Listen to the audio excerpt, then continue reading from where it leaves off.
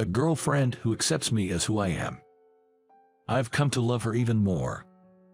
I strongly promised myself to make her happy, no matter what. My name's Jake, 28 years old. Born to kind-hearted parents, I had an average school life, and now I'm a regular office worker. The company I work for has a wonderful working condition. They pay for overtime work, give regular breaks, and have solid benefits. You might think I have no worries, but even I have some issues. It's about my body shape. I have a naturally large frame. Overweight, well actually, I'm also tall and have a big build, so I'm more like a cuddly bear. Being big isn't a problem. The issue is the gap between my appearance and my personality. Embarrassingly, I'm timid. I get scared easily and can be jumpy. Absolutely no horror movies or roller coasters for me. And while people think I must love meat and eat a lot, beef doesn't sit well with me. I like rice just as much as average guy. Sweets, like cake and chocolate, are my favorite.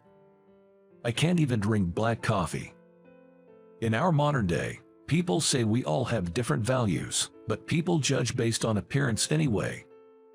My ex once dumped me, saying she thought I'd be more manly. That was back in college.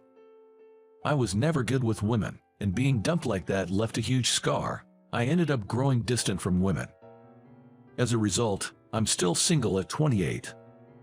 I've been set up on dates by co-workers and friends quite a few times. But conversations never really took off, and nothing progressed. I hadn't found a woman I truly felt connected with since college, so I thought I was okay with that. But now, there's a woman I've been interested in. At my workplace, I was assigned to a newly established department 6 months ago. The department, made up of relatively younger folks within the company, was still small and had yet to make any achievements. But everyone is full of enthusiasm to make results and expand this new department, and I feel very fulfilled doing my part. The woman I have a crush on is Jessica, who became the boss in this new department. Despite being 34, she was given a significant role in this new setup, a real successful career-driven woman. Not only is she competent at her job, but she's also gorgeous, with an outstanding figure. She's even been featured in the company newsletter, making her a bit of a celebrity around the office. But what makes her truly wonderful isn't her looks or skills, but her social and friendly personality. In a department dominated by men, Jessica always communicates proactively, which is improving the office teamwork. For some reason, she seems to pay special attention to me. "Jake, I've got a snack for you again today. Here you go." She always gives me snacks. I often get invited to lunch too. Strangely, Jessica seems to only invite me to lunch. "Hey, are you, by any chance, dating Jessica?" I've been asked this by my colleagues more times than I can count. Once, I asked her, "Why do you always invite me for lunch? I'm not the best at making conversation, and wouldn't you have more fun with others?" "Oh, are you feeling pressured? It's hard to decline an invite from a boss, right? I'm so sorry," she quickly said, and I hastily denied. "No, that's not it. I mean, I'm grateful, but I always wonder why you care about someone like me. I'm not particularly skilled at work, and there are great-looking seniors and peers around, so I wonder why you always reach out to me." Hearing my lack of confidence, Jessica softly smiled and replied, "It's not just about who gets the best results at work. We're a team, Jake. You are always there supporting everyone. That's why I and everyone else feel comfortable working with you. I know other good things about you. Be confident." Honestly, hearing that from someone I had feelings for made me incredibly happy. But I didn't have any intentions of confessing my feelings to Jessica. To me, she seemed like someone who was out of my league. Maybe she cares about me because the needy ones are the cutest, or something like that. Just being around her, seeing her, and talking to her was enough to satisfy me. That's what I thought. However, soon there was an event that changed my perspective. One time, I had to go on a business trip out of state with Jessica. The overnight trip, which we were taking by train, was initially planned for Jessica and another senior colleague. But the day before, that colleague fell sick.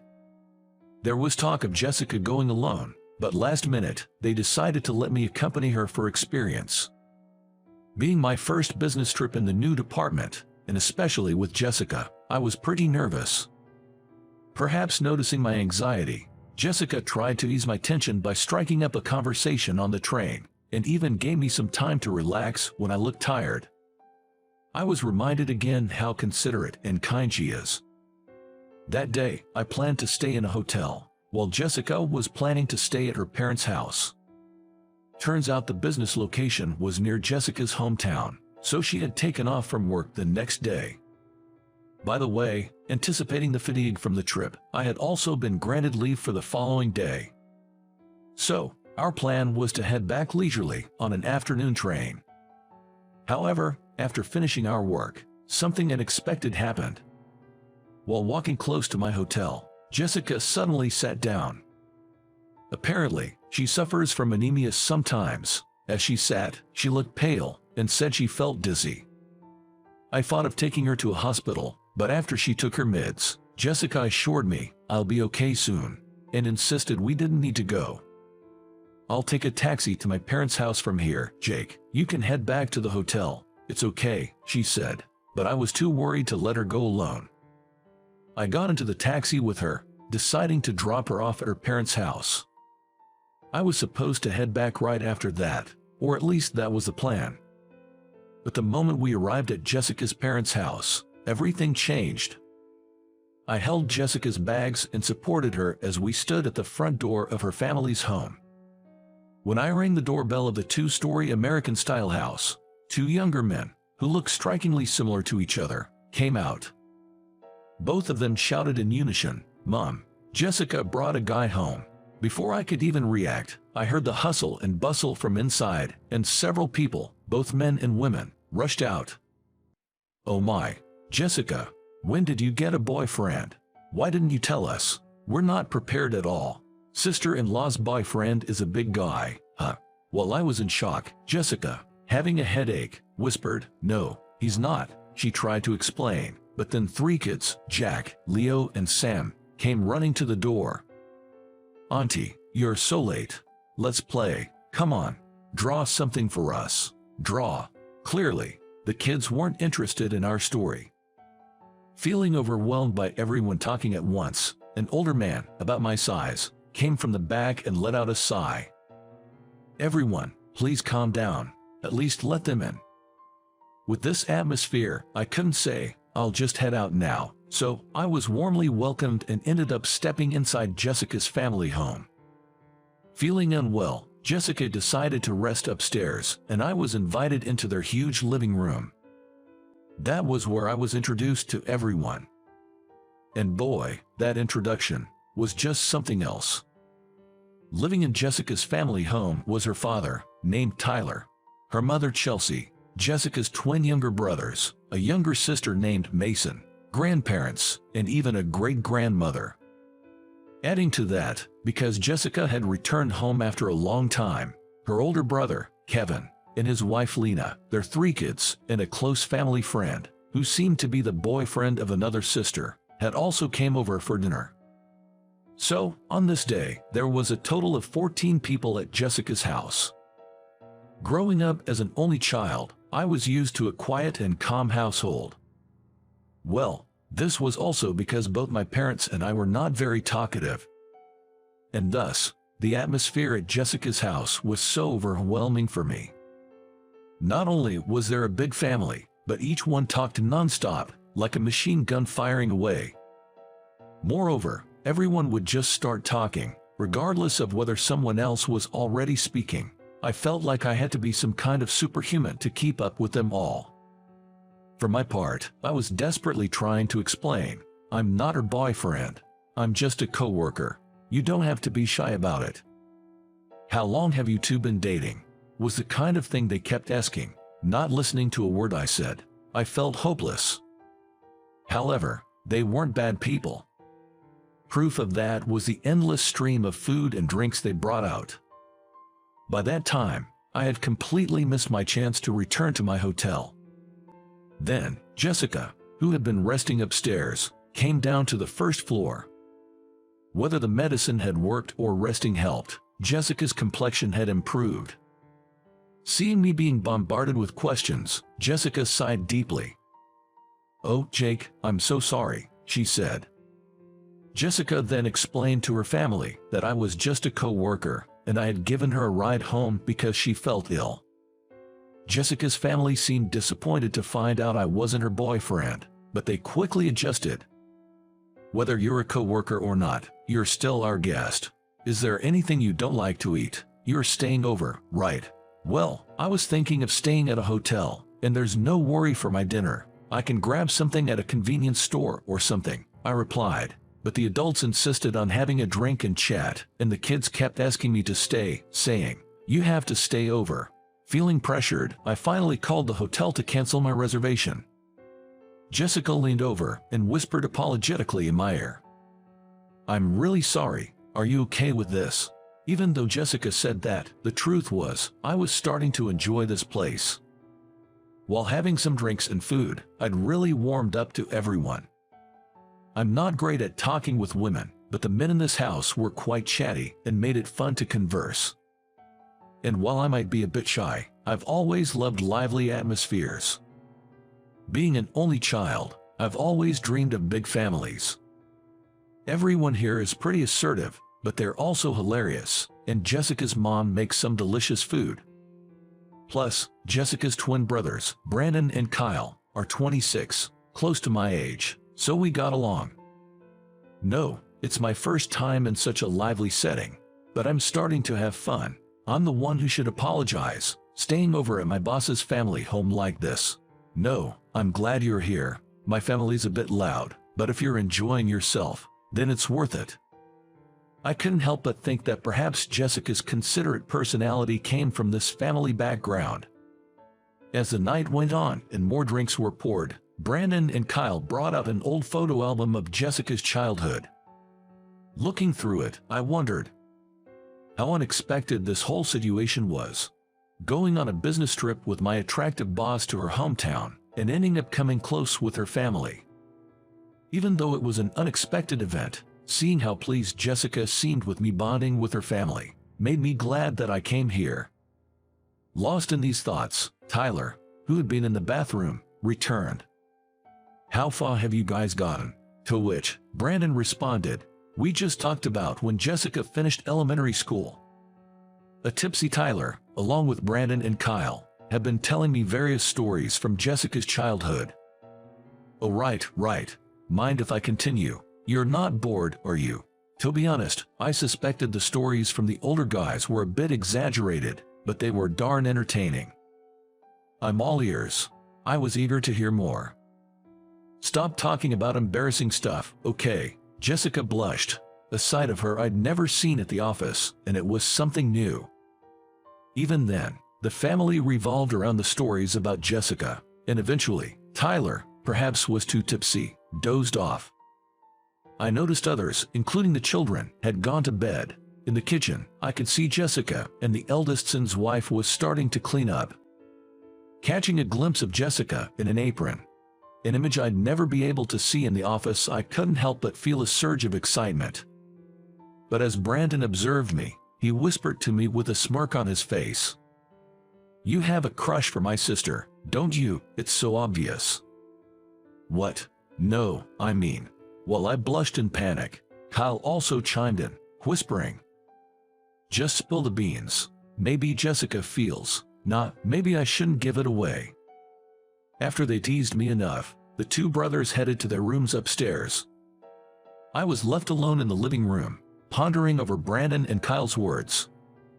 I had chosen not to confess my feelings, but what if Jessica felt the same way about me?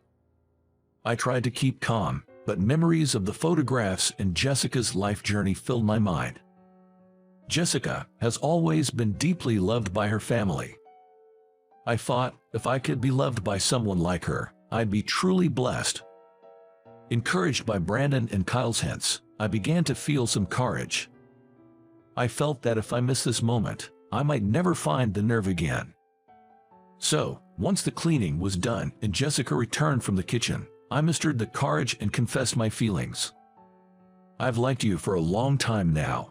I always felt you were out of my league. I thought I should just give up, but I couldn't. I want to become someone special for you.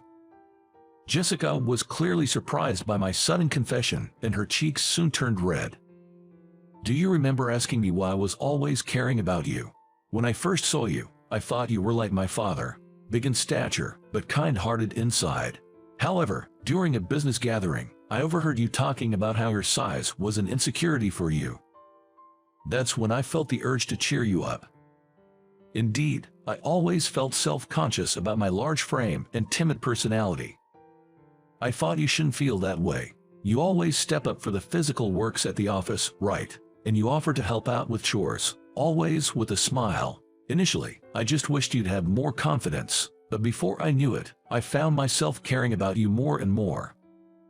I had no idea she had noticed all those little things about me. My heart was racing, and my palms were sweaty. But when I looked into Jessica's eyes, they were glistening and wavering. I wasn't the only one who was nervous.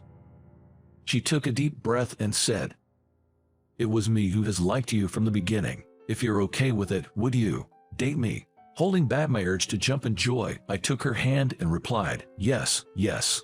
Thank you so much," bowing my head. But remembering how sweaty my hands were, I tried to pull away, yet Jessica held on tightly, making it impossible to let go. I still remember the happiness I felt over such a small thing. The next day, after announcing our relationship to Jessica's entire family, they seemed ready to throw a party, despite it being early morning. We managed to avoid that, but I was overjoyed by how warmly her family accepted me. After saying our goodbyes to Jessica's family, we took the same Amtrak train home. Sitting next to each other, we sneakily held hands. It felt like I was a teenager again, and also a bit embarrassing. Just holding hands made my heart race like crazy. She's truly a beautiful person, and a year into our relationship, we got married. Our wedding was lively with Jessica's family in full attendance. During the ceremony, I found myself reminiscing. Me, with my big, bear-like physique, and my stunning boss, Jessica. Despite our differences, we became closer. Thinking back to the business trip to her hometown, everything happened so fast. As I recalled this, a performance started by Jessica's siblings, making everyone laugh till they nearly rolled over. At the same time, realizing I was becoming a part of this wonderful family lifted my spirits. Whether it was happiness or amusement, or both, tears streamed down my face. "You're crying already," said Jessica, wiping away my tears, dressed in a beautiful white wedding gown. Jessica's beauty was so blinding that it only made me tear up more. Seeing this, even Jessica's brothers and father couldn't help but tear up themselves. "Jessica, I'm sorry for crying so much. I'm just so happy and grateful. Thank you for making me a part of such an amazing family. I know I'm emotional, but I promise I'll be a strong man. Just let me cry for today." As I sniffled, Jessica gently wiped my eyes with a handkerchief and said, "It's okay for you to be a crybaby. I'll always be here to wipe away your tears." She accepts me for who I am. I might have married an angel. That's genuinely how I felt, and it was the best day of my life.